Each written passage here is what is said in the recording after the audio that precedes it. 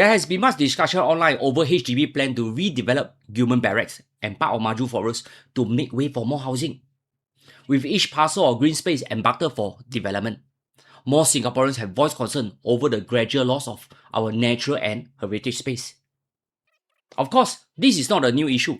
Since nation building began, Singapore has constantly had to make difficult choices over land use. We are frequently reminded that because of our limited land area, every decision involving balancing competing needs such as housing, economic growth, and others. In fact, the sign of increasing land pressure have been evidenced for some time.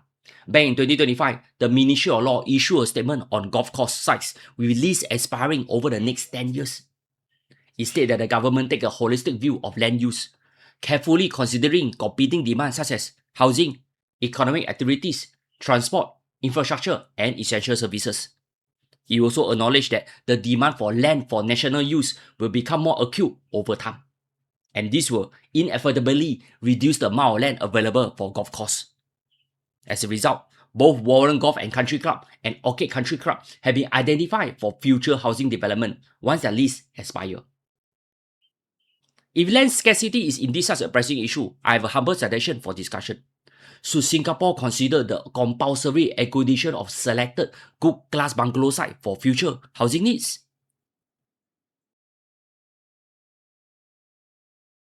Here, there are close to 2,800 GCB in Singapore, each sitting on a minimum plot size of 1,400 square meters, with many occupying significant larger plots.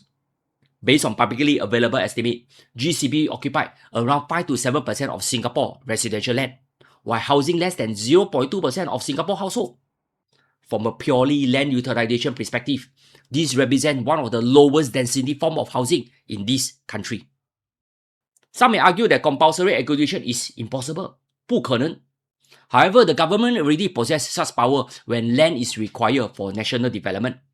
For example, in this Straits Times report, Minister of State for National Development, Ms. Sun Xueling said that HDB may selectively acquire privately owned shops if necessary to improve retail supply. This demonstrates that private property can, under certain circumstances, be acquired when there is a compelling public interest. Similarly, when it comes to land acquisition, the Singapore Land Authority oversees land acquisition on behalf of the state and for projects serving national needs, while providing compensation to affected landowners in accordance with the Land Acquisition Act.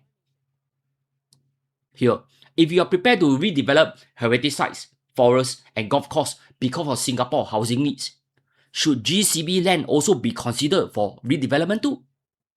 In my opinion, it is more appropriate to intensify the use of existing GCB land before converting more green space and heritage sites into high-rise residential estate. Of course, this is unlikely to happen very soon.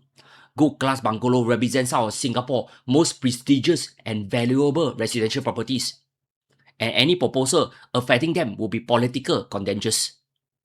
Nevertheless, it raises an interesting policy question. If every land use should be evaluated based on national priority, should all landowners be expected to contribute equally? Or should some form of land use remain largely untouched, especially for the elites?